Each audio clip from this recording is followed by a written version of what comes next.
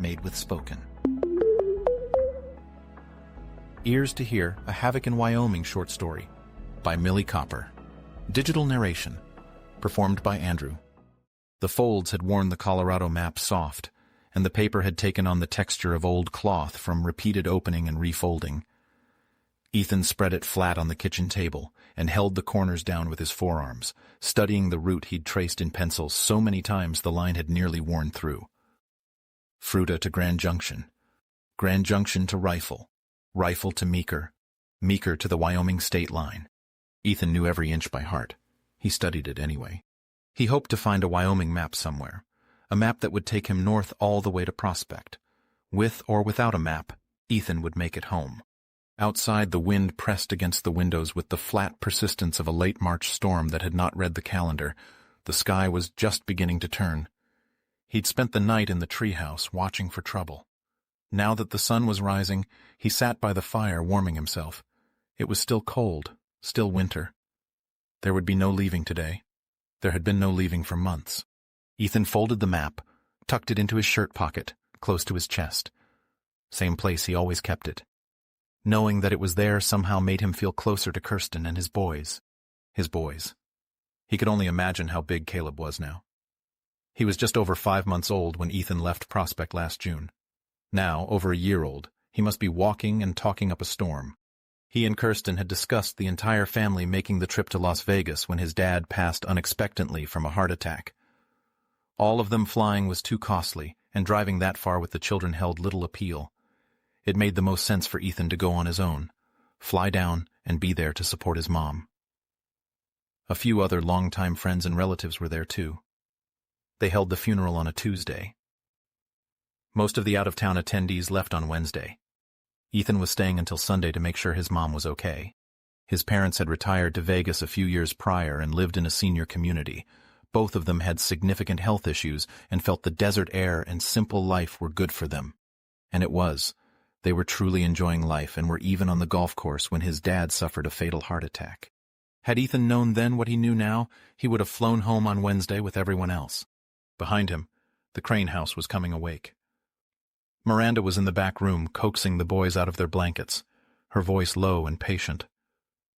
A moment later, feet hit the floor, small, quick feet. And then Tyler and Noah came around the corner into the kitchen, 2-year-old Tyler dragging a blanket. Noah already talking about something with the focused urgency only a 4-year-old could sustain before breakfast. Ethan looked at them and felt the familiar ache drift through him like a slow current. His son Mason was about the same age as Noah. Watching Tyler and Noah, so much like his own boys, brought a mix of comfort and quiet pain. He turned toward the wood stove before either of them could see his face. He had been with the Cranes since October. 3 days after Hal Banner found him half-frozen during a storm that came out of the mountains fast and hard. Ethan had not planned on stopping in Fruita. He had not planned on stopping anywhere for long. But the storm had other ideas, and the truth was, he'd had nothing left, not in his legs, not in his pack, not in himself. He'd been practically walking in circles, the blowing snow having disoriented him, when a voice called out in the darkness, "If you're friendly, we've got a warm spot in front of the fire for you." He'd stayed 3 days at Hal's compound. Dozens of friends and family had joined the man and his wife when the trouble started. They made sure Ethan was not only kept warm, but fed. When the storm broke and a thin, tentative sun appeared, Hal had walked him down the road to the Crane place. "Jared's a good man," Hal had said. "He's got 2 little boys and more work than one man can handle. You'd be doing each other a favor. Besides, this winter is already proving itself to be more than it should. There's talk those nukes on the coast are to blame. You'd be smart to hunker down and ride it out." That was over 6 months earlier, in October, and Ethan was still here. Hunkering down had proved necessary as storm after storm swept through, leaving several feet of snow. He didn't regret it. Not exactly. Jared and Miranda had given him a roof and a place at their table, thin as that table sometimes was. In return, he worked. Splitting wood, hauling water, standing guard through long, wintry nights. The arrangement had made sense through the worst of the weather, and he felt like he was contributing. Hal was right. Jared was a good man. Both he and his wife were only a few years younger than Ethan. And considering everything that was happening, they were holding up well. Jared was a hard worker. Miranda, who ensured everyone had food and tracked remaining supplies, also worked hard. There weren't many rules in the household, other than treating others as you wish to be treated and acknowledging that Miranda was in charge of the food. That was a strict rule. It even meant that no one but Miranda went into the pantry. Ethan understood it was a safeguard to keep anyone from sneaking food. Not that he would have, but he agreed it was a smart rule. But the winter was almost done, and Ethan could feel the road pulling at him the way it had every day since he'd left Vegas. He thought about Kirstin while he worked. Thinking of his wife was nothing unusual. She was always in his mind and in his heart. He often replayed their last conversation, which had taken place on Saturday morning, after the planes crashed on Thursday night and the bridges blew up on Friday. Authorities grounded Ethan's flight and all other flights nationwide. He'd tried to rent a car on Friday to drive home, but he was too late. Too many others stuck in Vegas had the same idea. His mom offered him her car, but then the news of the bridges came out, followed by the strangest thing he could imagine. People left their homes in the cities affected by the bridge destruction and hit the road, clogging highways and causing traffic jams and fuel and food shortages. Staying in Las Vegas seemed the smartest thing to do until the craziness settled. He'd spoken to Kirstin early in the morning while the boys were still sleeping, and she'd assured him they were fine. She'd call him before bed so he could talk to Caleb and Mason. That call never happened. Early afternoon, the nationwide cyber attack hit, turning his phone into a useless brick when it came to communication. Still, he found himself returning to his gallery again and again, scrolling through photos of his life in Prospect, of his wife and kids. The lack of communication was tough, but even worse was the loss of electricity. The heat in Las Vegas, even in June, was brutal. His mother had been sitting in a folding chair in the shade of the building's overhang, watching him with the careful stillness of a woman trying not to show how frightened she was. "I'm going to figure out a way home," he'd told Kirstin before the phones went out. "I'll be there as soon as I can." "I know you will," she'd said. "We'll be okay. Just come home." The first days after the cyber attacks had been a kind of controlled chaos that Ethan had navigated on instinct and prayer. Vegas was not a city built for hardship. Its entire architecture, physical, social, economic, assumed an uninterrupted flow of power and supply. When that flow stopped, the city began to come apart with a speed that was almost impressive. He couldn't leave, not with his mother alone in Vegas. And taking her with him wasn't an option either. His mom was deeply grieving the loss of his dad, and, even worse, she was dependent on medications for her blood pressure and her heart, in a city that was rapidly losing the infrastructure that kept those medications available. After a few days, it seemed things might be returning to normal. There were reports of phones working, but not for him. He couldn't get through to Kirstin back home in Prospect, even though others had service. Still, they had enough connectivity to catch the bomb alert in time, giving him and his mom just enough notice to hide out in the duplex's windowless master bathroom, praying there would be no fallout. Ethan didn't think there had been any fallout, though there were rumors of it north of Las Vegas. Of course, there were rumors about everything, and it was hard to tell what was fact and what was fiction. One thing was certain. The EMP had changed everything. Cars, electricity, even some flashlights were gone. His phone was a useless brick now. The photos of his family trapped inside. The pulse had fried everything electronic. The lack of electricity trickled down to everything. His mom had only a few days' worth of medicine when the pulse happened. In his attempt to find what she needed, he had tried everything. He'd worked through every abandoned pharmacy, every clinic, every contact he could find. He'd traded the cash in his wallet and the watch off his wrist. Ethan had prayed with a directness and urgency he hadn't brought to prayer since he was a boy. His mother had lasted 7 weeks. He'd buried her at the edge of the golf course, in the shade of a scrubby palm tree she had once said she found cheerful. Ethan had marked the grave with a stone and said everything he needed to say, and then he'd gone inside and sat very still for a long time. The EMP had come at the end of June, and it was late August before he was able to begin his trek home. By then, Sin City had little resemblance to what it had once been. Ethan had a bicycle, something he'd found while searching for medicine for his mom. It had seemed like a good idea until he hit a rough stretch of road about 100 miles west of Vegas, crashed, and bent the rim. After that, the bike was useless. With no bike and no other options for wheeled transportation, he walked. He had covered 400 miles so far and still wasn't halfway there after 7 months. The morning passed slowly. Everything moved slower in this powerless world. Ethan carried water, fed the wood stove, and checked the perimeter of the property, walking the fence line with a varmint rifle in hand. Nothing, just the cold and the wind and the bare cottonwoods. He came back inside to find Bob already at the table. Bob had arrived the week before last. A lean, quiet man somewhere in his 40s who said he'd come from somewhere east of Grand Junction and offered to work for his keep. Jared, who was generous to a fault and seemed to look for the best in people, had said yes. Ethan had watched Bob for 3 days before he said anything. When he got Jared alone, he said, "I know you want to give him a chance, but I'm not sure we can trust him." Jared had nodded and said, "He needs to know the Lord. That'll make the difference." Agreed, but until that happens, we need to keep an eye on him. Hal had said it more plainly when he'd stopped in a few days prior. Bob needed to move on as soon as the weather broke. Sooner, even. It wasn't so much that Bob didn't work. He did what was necessary, mostly. He was polite enough and said please and thank you, sir and ma'am. But there was something off about him.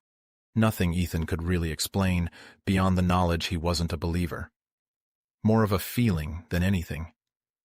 The way his gaze followed Miranda. The comments he made about the food and how they had more than enough, which wasn't true considering the way things were. While Miranda and Jared did still have food, it was maybe enough to last until the snow melted if they were careful. What they would do then, Ethan did not know. Bob's arrival added another mouth to feed and might even shorten the days of food they had left. In return, he would provide extra help keeping watch, hauling water, and cutting firewood. When spring arrived and Ethan moved on, Bob promised to help in the garden. Ethan wasn't sure how they were going to grow enough food to get through. They had tended a small garden since moving in, but Miranda admitted that gardening had always been just a hobby, never something they relied on to survive. Survival, she said, was a whole different matter. 1 more week, he told himself, forcing down his worry about how the Cranes would manage. If the weather breaks, 1 more week. Jared took his seat and smiled at his wife. "Shall we pray?" He waited a few moments for everyone to settle before bowing his head. Bob, unlike the others, kept his gaze fixed straight ahead. Hal arrived after lunch. The engine of his old pickup truck announced him with its familiar rumble. "Grandpa Hal! Grandpa Hal!" Noah and Tyler bounced up and down. Hal crouched down and gathered both boys in one arm with the practiced ease of a man who had done this many times with many children. He was somewhere in his late 60s, broad through the shoulders, with a white beard he kept short, and hands that looked like they had spent a life working hard. He came inside and set the canvas bag on the table. From it he produced a small bag of dried beans, a home-canned jar of corn, a jar of milk from Hal's goats, and 2 only slightly wrinkly apples, 1 for each boy. "Found something special?" he said, nodding in Miranda's direction before reaching into his pocket. Miranda's eyes went bright when she saw a small jar of honey. "Where did you find that?" "Found someone to trade with." He smiled. His voice trailed off as he glanced over at Bob, who seemed to hang on each word. "Anyway, he didn't have much, but said once the weather breaks, he hopes his bees will start doing their thing, and he'll have more to share when he harvests in the fall." "That would be wonderful," Miranda gushed. Jared put a hand on Hal's shoulder, and they talked quietly by the window, while Miranda took the new treasures to the pantry and the boys retreated with their apples. Ethan watched Hal and felt, as he always did in the man's presence, a gratefulness that was hard to put into words. He didn't feel it was overly dramatic to say the man had saved his life, not only by bringing him in from the cold, but by putting him with the Cranes and giving him purpose to get him through the winter. Hal had framed it as the Cranes needing Ethan, and they did, but it was more than that. Hal and his wife had been trying to get Miranda and Jared to move to their place. They had the room, even after taking in so many others, and had built something both secure and comfortable. Ethan knew Miranda and Jared felt tempted, but the idea of losing their home was unbearable to them. Ethan, and regular visits and gifts from Hal, allowed them to stay put. The addition of Bob was Jared's plan for living on their own once Ethan moved on. Somehow Ethan expected the situation with Bob to fall through, and then the Cranes would take Hal up on his offer. He'd heard them talking about it enough to know the long winter had leaned them in that direction. And deep down, Ethan believed that was the right choice. Hal stayed for only about half an hour before heading out. "I'll be back in a couple of days." Ethan noticed how Hal's gaze lingered on Bob as he said it. He also noticed Bob's smirk. "Walk out with me?" he asked Ethan. As they walked, Hal gestured toward the treehouse used for nighttime sentry duty. "Looks like it's held up okay." "Not bad. It was pretty cold during the dead of winter, but it's better now." "Bob's been taking watch?" "Twice. He's on tonight." Hal leaned against the front bumper of his 1970s Chevy truck. "Weather's going to change soon. I expect we'll have more snow, but it won't be like it was before. It'll be heavy and full of moisture, but it'll stop sticking as the ground warms up. I suppose you'll be wanting to head out soon?" "I was thinking maybe next week or the week after. It's not as cold at night. Safe for traveling." "Safe?" Hal shook his head. "Don't know any places safe these days." "Probably true. I guess you'll know when it's time to go. Miranda and Jared, they'll know what to do after you leave." "I hope they do, sir." Later that night, Ethan lay awake in bed trying to figure out what had woken him. Maybe Miranda was up with one of the boys? He waited and listened, trying to hear small footsteps in the house. Instead, what he heard were larger footsteps. Jared? Ethan slid out of bed and slipped into his boots. He moved through the dark, stepping carefully as he went. He stood in the kitchen, trying to find the source of the noise. Another faint shuffle made him turn to the right. A thin line of orange light glowed beneath the pantry door. Ethan stood in his spot for a moment, trying to figure out who was in the pantry.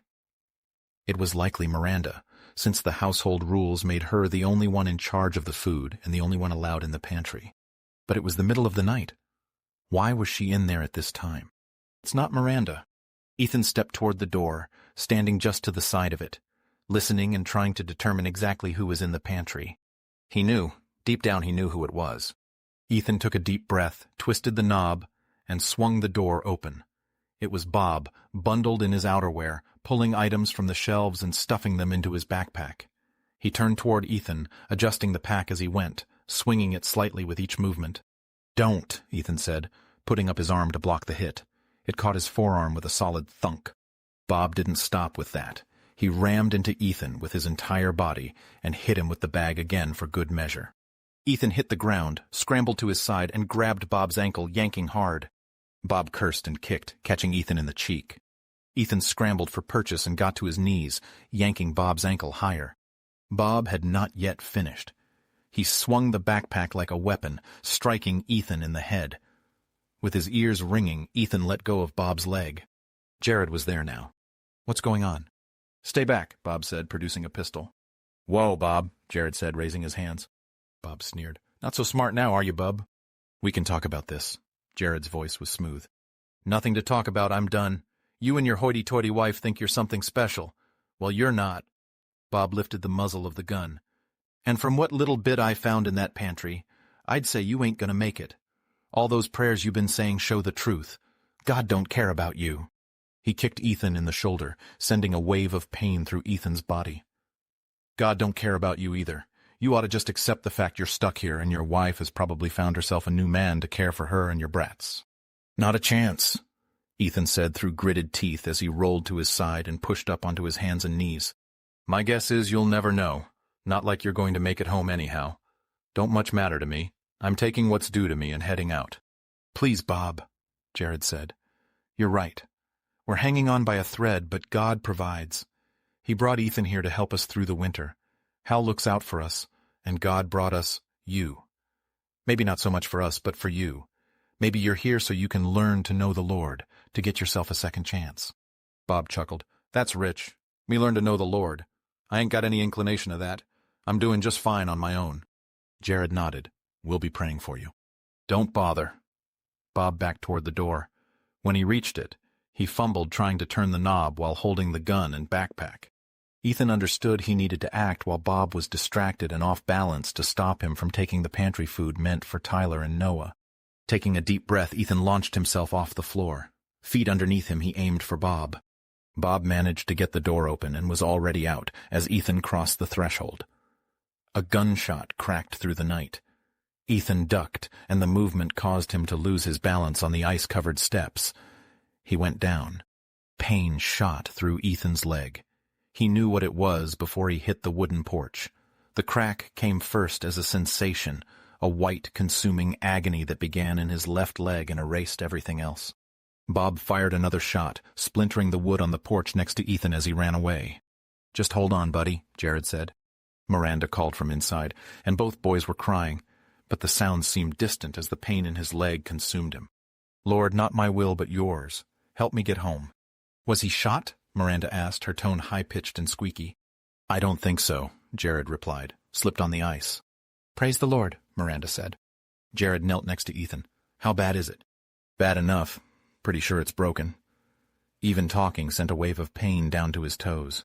"We need to get you inside, off this cold porch." The next few minutes produced more agony than Ethan believed he could endure, but somehow Jared, with help from Miranda, managed to get him off the porch and inside onto the couch. Miranda shook her head. "I don't really know how to set a broken leg. Do you, Jared?" "No, but Hal or someone at his place probably does. I'll go fetch someone." "Take the rifle," Miranda said. "That awful Bob might still be out there." "You were right about him, honey," Jared said. "You too, Ethan. Sorry, I didn't listen." Miranda was quiet for a minute until she said, "I know you like to look for the best in people." "Not just that. I thought maybe if we showed him Christ's love, he would have eyes to see and ears to hear." She shook her head. "Bob's sins are more important to him than God. It's impossible for him to hear." An engine sound drifted through the night. "Hal?" Miranda asked. "Probably," Jared agreed. "I'll grab the rifle just in case. Move back to the bedroom with the boys." As the engine sound increased, it was clear it was Hal's pickup truck. Within a few minutes, Hal, his son-in-law, and another man who lived at Hal's compound were in the house. "How'd you know to come?" Miranda asked. "Heard the gunshots. Figured that Bob was up to no good." "How'd you know it was Bob, and not an attack by strangers?" Hal shook his head. "Well, we didn't. Not for sure. We brought both trucks and plenty of people to help you out in case it was an all-out attack. But now we know the truth." "Oh?" "We had ourselves a little accident on the way here. Old Bob ran out in front of the other truck." Miranda's hands went to her mouth. Ethan snorted and shook his head. "They hit him?" "Yup. Couldn't help it. He darted out in front of them like he was a deer or some sort of prey animal. We'll give him a proper burial. Now we'd best take care of fixing you up." Hal's son-in-law had enough medical training from his life before the apocalypse to know how to set Ethan's leg. The pain was intense, and Ethan remembered little of the ordeal. When he finally started becoming coherent again, Jared was saying, "I think you're right, Hal. I think it's time. Might as well start now. Pack what you need for the boys. We'll take Miranda and the young uns to the house tonight. Ethan, too. We'll bring enough people back to load everything else we can use." "I hate to give up on our home," Miranda said, her voice cracking. "You're not giving up on your home," Hal said. "You're giving those boys a better chance. We've got the other kids around the place and a good supply of food. Plus, we can use the help you and Jared can give." "We'll make ourselves useful," Jared said, pulling Miranda into a hug. "I know you will," Hal said before turning to Ethan. "You'll need to stay off that leg for a while." 6 to 8 weeks, the son-in-law said. "Right," Hal agreed with a nod. "Then we'll make sure you're set for your trip home to Wyoming." Ethan smiled as he thought about Kirstin and his boys. 8 weeks. Not a day more, and then I'm going home. Home to Prospect. Home to Kirstin. Home to my family. This has been Ears to Hear, a Havoc in Wyoming bonus story by Millie Copper, produced by CU Publishing LLC and presented by Killer Cozies. Be sure to hit the subscribe button to never miss a new story. Learn more about Millie Copper's books at milliecopper.com. The end. We hope you've enjoyed this production of Ears to Hear, a Havoc in Wyoming short story, made with spoken.